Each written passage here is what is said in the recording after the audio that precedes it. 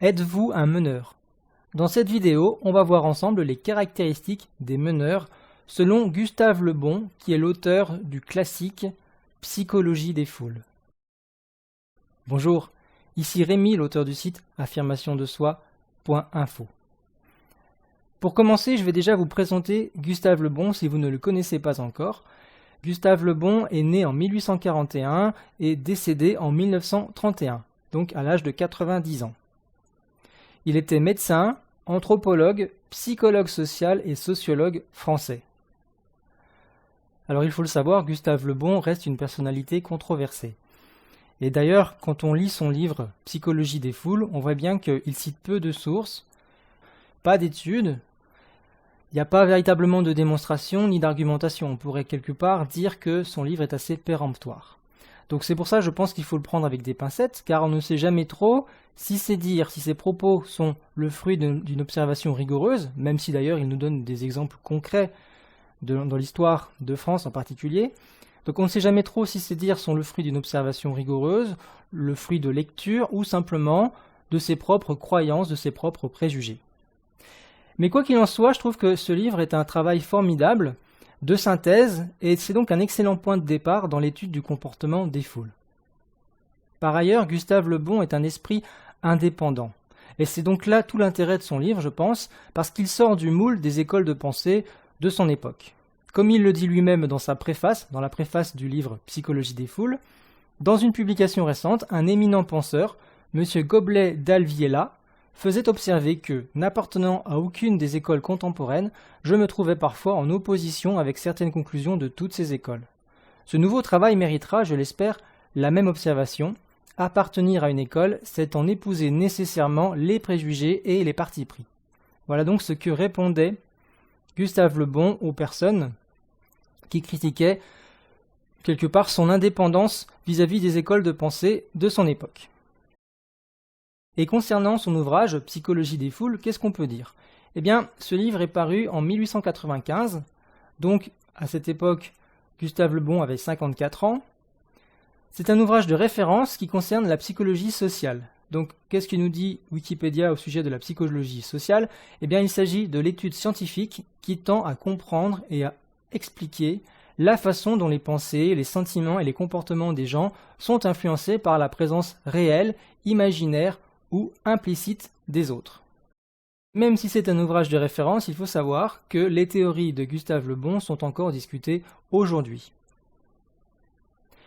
Dans ce livre, Gustave Le Bon montre que le comportement d'individus réunis n'est pas le même que lorsque les individus raisonnent de manière isolée. Autrement dit, le comportement d'une somme d'individus n'est pas, si on voudrait parler de façon mathématique, n'est pas la somme des comportements des individus, ni la moyenne non plus. En fait, le fait même qu'un individu soit dans une foule, et qu'il soit au milieu d'autres personnes, d'autres individus, eh bien ça fait qu'il va se comporter avec d'autres caractéristiques, avec une autre psychologie.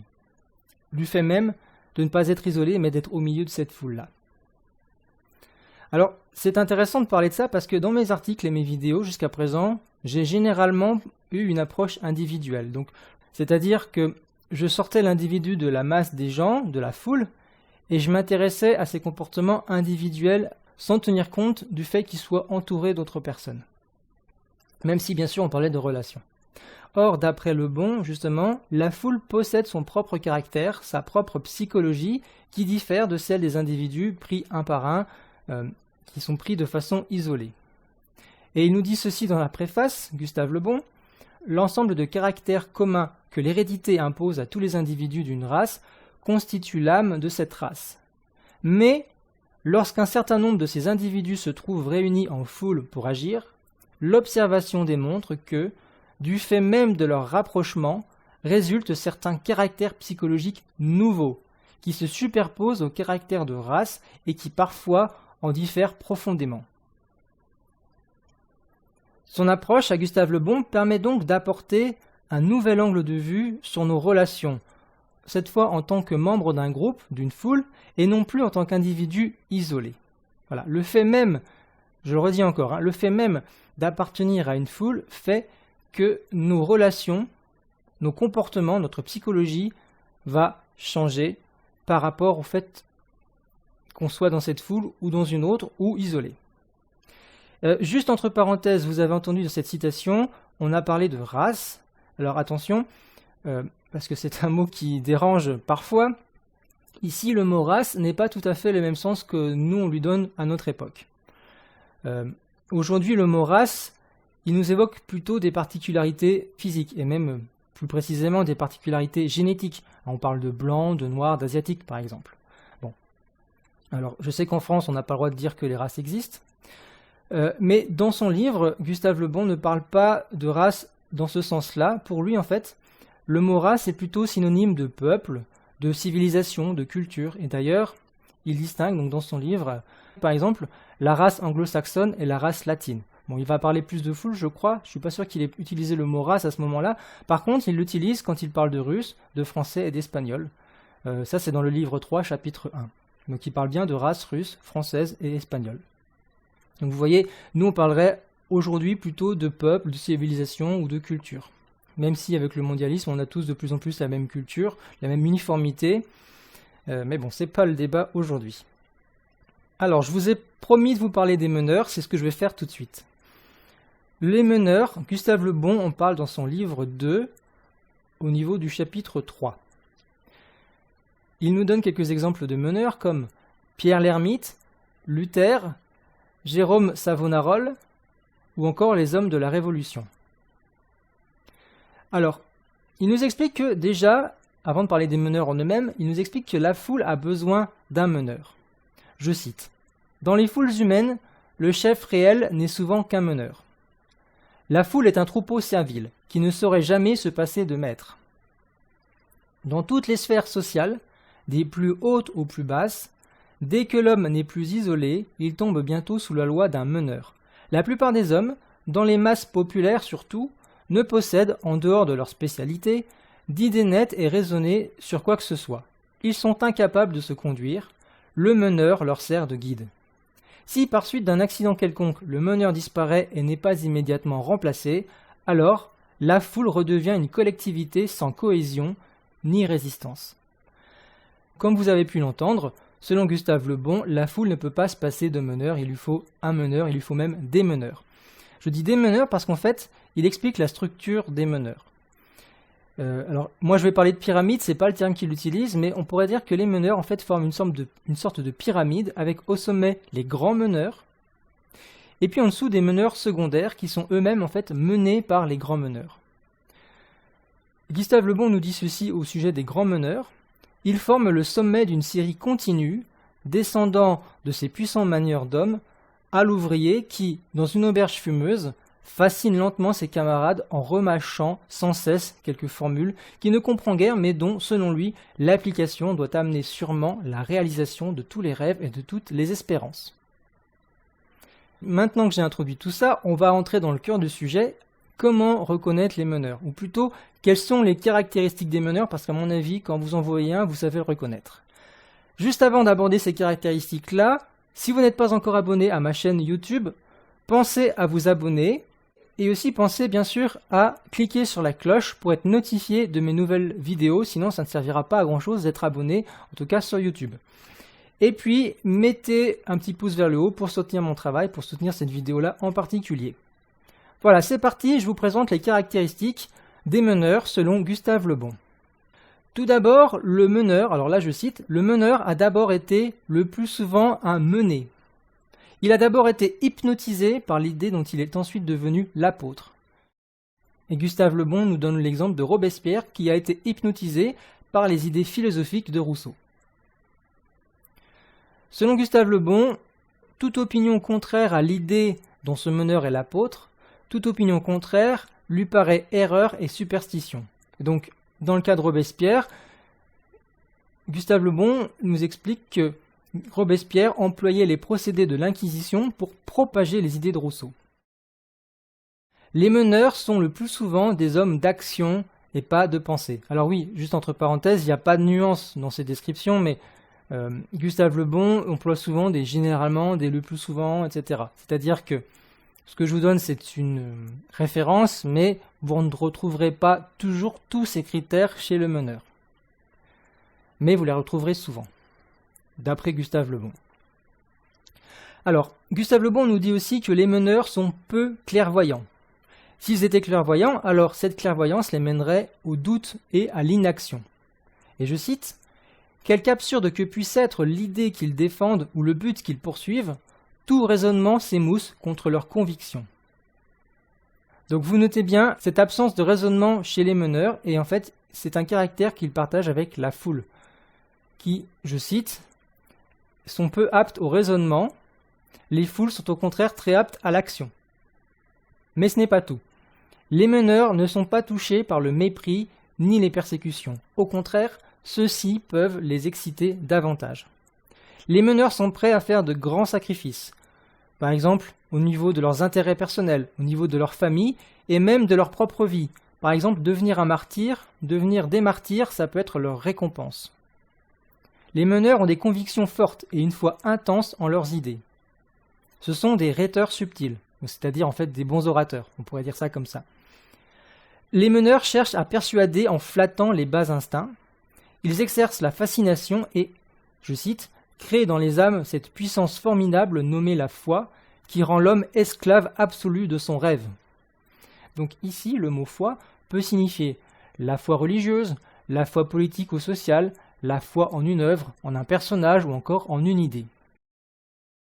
L'autorité des meneurs est très despotique et n'arrive même à s'imposer qu'à cause de ce despotisme.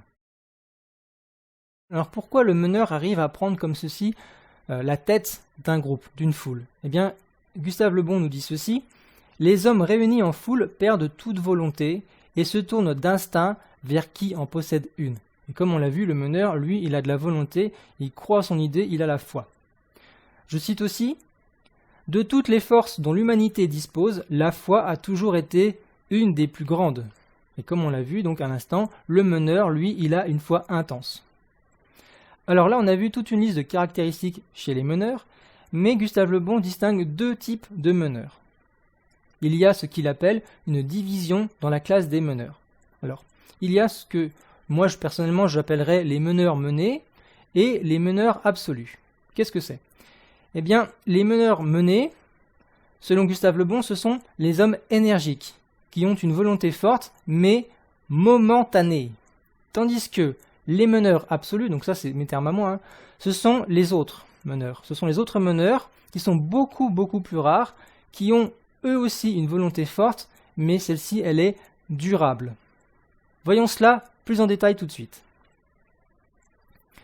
Les meneurs menés. Alors, ils sont violents, ils sont braves, ils sont hardis. Ils sont donc utiles pour entraîner les masses malgré le danger. Ils peuvent être parfois perçus même comme des héros.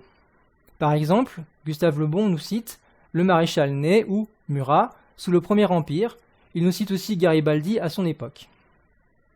Donc ces meneurs, ce premier type de meneurs, ils ont une énergie puissante mais momentanée.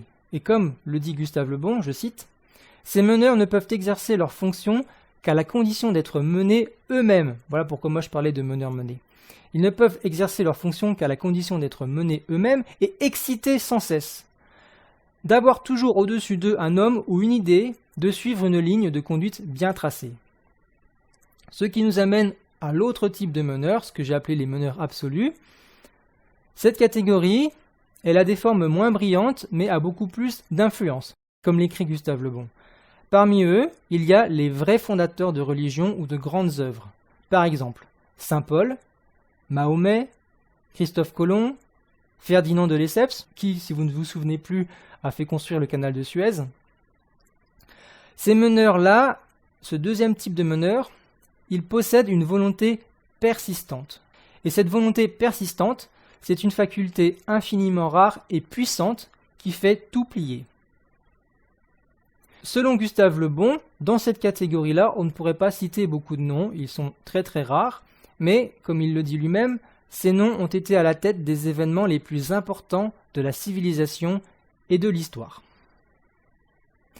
On a fait le tour au sujet de ces meneurs-là, donc on a surtout parlé des grands meneurs. Dans les exemples que je vous ai donnés, c'était les grands meneurs, ceux qui sont très connus, ceux qui ont fait l'histoire. Moi, je vous propose un exercice, c'est de descendre à une autre échelle, de descendre à votre échelle à vous, Parce que ça permet de bien se connaître. Et ma question, c'est donc déjà, êtes-vous vous-même un meneur? D'après cette description-là, êtes-vous vous-même un meneur? Et étant donné que vous n'êtes certainement pas un meneur absolu, parce que comme on l'a vu, les meneurs absolus sont des meneurs, enfin, sont très très rares, ils existent très rarement, donc si vous êtes un meneur, vous êtes au mieux certainement un meneur mené, c'est-à-dire que vous êtes vous-même inspiré par un autre meneur.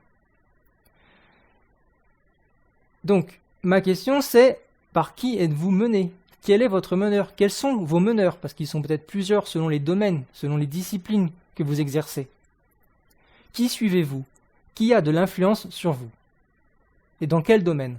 Donc ça peut être aussi bien au travail que peut-être à la maison, dans votre famille, je veux dire, ou alors peut-être dans vos inspirations politiques ou dans vos disciplines, je sais pas, dans les activités, dans vos loisirs que vous exercez. Voilà, c'est un petit exercice que je vous propose qui permet de mieux se connaître. Alors comme l'a écrit Gustave Le Bon, l'autorité des meneurs est très despotique. Alors si vous connaissez quelqu'un comme ceci dans votre entourage, donc je parle vraiment de votre entourage, des gens que vous fréquentez, alors peut-être que face à ce despotisme, eh bien, vous avez du mal à dire non. Et peut-être aussi que face au regard des autres, à la pression des autres, même si vous aimeriez arrêter de suivre ce mouvement-là, eh bien, vous vous sentez quelque part forcé peut-être de le suivre. Parce que le fait de ne pas le suivre, ça vous obligerait à vous isoler, à vous séparer de cette foule, de ces gens. Et donc c'est parfois, même souvent, difficile à faire. Donc face à ce despotisme, vous avez peut-être peur par moment de dire non à cette personne, de refuser de suivre les gens, de suivre le mouvement, de suivre cette foule. Et dans le cas où cette personne est un vrai meneur, alors tout le monde autour de vous le suit. C'est donc d'autant plus difficile pour vous de dire non et de refuser de suivre ce mouvement-là. Alors, est-ce que vous avez une idée de cette personne-là? Ça peut être par exemple quelqu'un de votre famille qui pratique sa religion avec ferveur. Il pratique tous les jeûnes, toutes les prières. Et donc, en plus de ça, comme c'est un meneur, il entraîne avec lui le reste de la famille. Et donc vous, sans forcément remettre en cause votre foi, vous aimeriez peut-être prendre un peu plus de distance par rapport à tout ça. Vous aimeriez peut-être pratiquer votre religion, certes, mais d'une façon plus modérée. Et pas de façon aussi avec autant de ferveur que ce meneur l'impose au reste de sa famille. Donc c'est peut-être difficile pour vous de refuser de suivre ce mouvement, de dire non. Si je prends un autre exemple, peut-être en entreprise, il y a peut-être votre chef ou le directeur de votre agence ou le patron carrément de l'entreprise qui se comporte lui aussi en despote. Et donc tous les salariés, entraînés par ce meneur et puis peut-être aussi face à ce despotisme, ils se défoncent pour la boîte.